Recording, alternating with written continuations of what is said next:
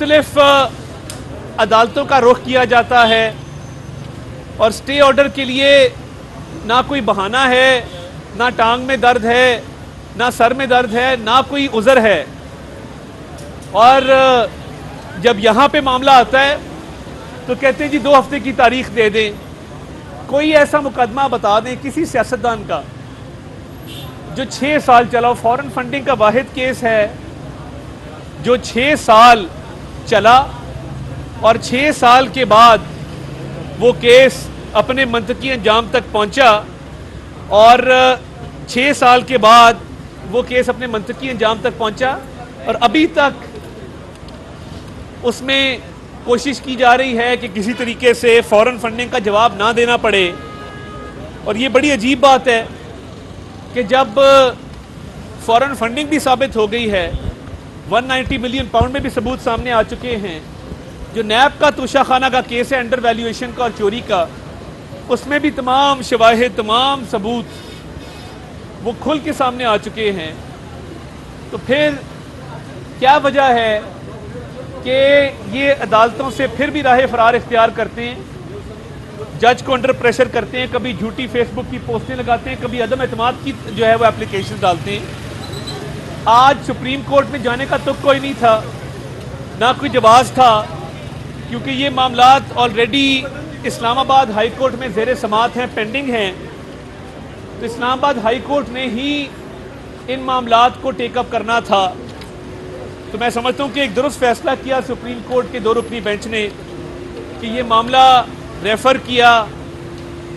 اسلام آباد high court کو، اور تمام پینڈنگ اپلیکیشن ڈیسائیڈ کرنے کے حوالے سے احکامات جاری کیے،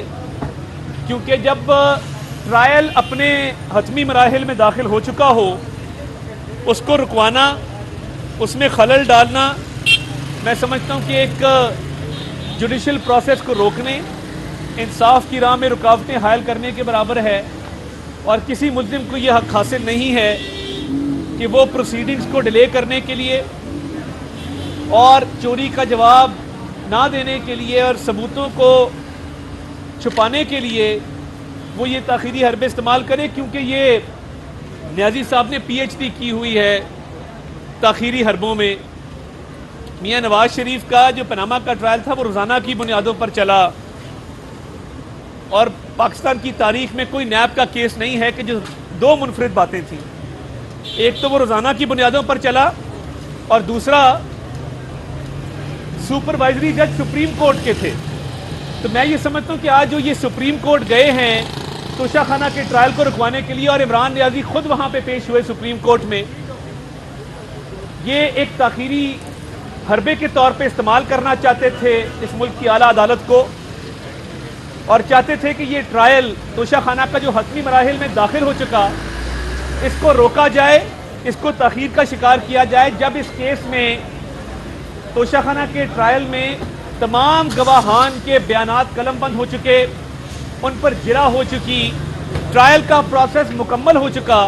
تو پھر 342 کا جو بیان ہے وہ ریکارڈ کروانے کے لیے آج عمران نیازی عدالت کیوں نہیں آیا؟ کیا چیز ہے جو عمران نیازی کو روکتی ہے کہ وہ عدالت میں آ کے 342 کا بیان ریکارڈ کروائے؟ اور میں یہ بڑا کلیئر کر دوں کہ آپ کے تاخیری حربے مزید نہیں چلیں گے، آپ کو جواب دینا ہے، حساب دینا ہے۔ آپ کبھی سٹے آرڈر لیتے ہیں، کبھی جج پہ عدم اعتماد کرتے ہیں، کبھی جورسڈکشن کو، دائرہ اختیار کو چیلنج کرتے ہیں، کبھی اسلام آباد ہائی کورٹ، کبھی سپریم کورٹ، کبھی دوبارہ اسلام آباد ہائی کورٹ۔ آج آپ اسلام آباد میں موجود ہیں نیازی صاحب، آپ اتنے بزدل ہیں،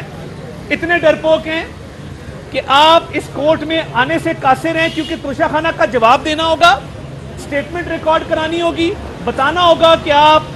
توشہ خانہ میں کیوں چوری کی، کیوں ڈکلیئر نہیں کیے، کیوں جو پیسے تھے وہ آپ کھا گئے اور اکاؤنٹ میں جمع نہیں کرائے۔ اب مسئلہ یہ ہے کہ آپ آج احتساب کورٹ میں گئے، آپ نے 190 ملین پاؤنڈ کے کیس میں بیل لی، آپ نے نیب کے توشہ خانہ کے کیس میں بیل لی، آپ سپریم کورٹ میں بھی خود گئے اس کیس کو رکوانے کے لیے، تو آپ ادھر کیوں نہیں آ رہے؟ آپ کا انتظار ہو رہا ہے عمران نیازی۔ اگر اتنی سی بھی بہادری ہے یا اتنا سا بھی شرم ہے تو اس کورٹ میں آ کے کھڑے ہوں، آ کے بتائیں کہ چوری کی ہے کہ نہیں کی. یہ کوئی طریقہ نہیں ہے کہ ٹرائل حتمی مراحل میں داخل ہو جائے اور ایک بزدل جو ہے وہ اپنی کالی شیٹوں کا ایک حصار اس کے اندر بیٹھ کے کہے میں نے عدالت نہیں جانا. یہ ڈر ہے, یہ خوف ہے, اور یہ اس چوری کو چھپانے کی ایک مذموم کوشش ہے جس میں یہ رنگے ہاتھوں پکڑے گئے ہیں. توشہ خانہ کا کیس ثابت ہو چکا ہے. ملک کی تاریخ میں کوئی حکمران نہیں آیا جس نے توشہ خانہ کے تحائف اپنی اہلیہ کے ساتھ مل کے بلیک مارکیٹ میں بیچے ہوں اور بلیک مارکیٹ میں بیچنے کے بعد ان کی رقم کھا گیا ہو اور اس کا وکیل الیکشن کمیشن کو کہے کہ میں نے یہ بیچے تو ہیں اور رقم اکاؤنٹ میں جمع کرائی ہے مگر وہ رقم مطابقت نہ رکھتی ہو اس رقم کے ساتھ جو آپ نے بیچ کے حاصل کی تھی, وہ رقم کم ہو. تو یہ تو ٹرائل اب اپنے حتمی مراحل میں جب داخل ہو چکا ہے تو نیازی صاحب کو ڈر اور خوف کے علاوہ کوئی ایسی چیز نہیں روک رہی یہاں پیش ہونے سے. ڈر ہے اور خوف ہے کہ یہاں پیش نہیں ہونا, 342 کی سٹیٹمنٹ ریکارڈ نہیں کروانی, اس ٹرائل کو تاخیر کا شکار کرنا ہے, اس ٹرائل کو روکنا ہے, توشہ خانہ کا جواب نہیں دینا. تو باقی عدالتوں میں تو آپ بھاگ کے گئے ہیں. ادھر کچھ خوف ہمارا بھی ہے. اس دن ہم اپنے وکلا ساتھیوں کے ساتھ موجود تھے پرامن طریقے سے ٹرائل دیکھنے کے لیے. انہوں نے توشہ خانہ کا جواب نہیں دیا تھا. تارڑ اور وکلا ساتھی اس کو ضرور نظر آئے اور کہا ہم حملہ کرنے آئے ہیں, ہم تو پرامن لوگ ہیں,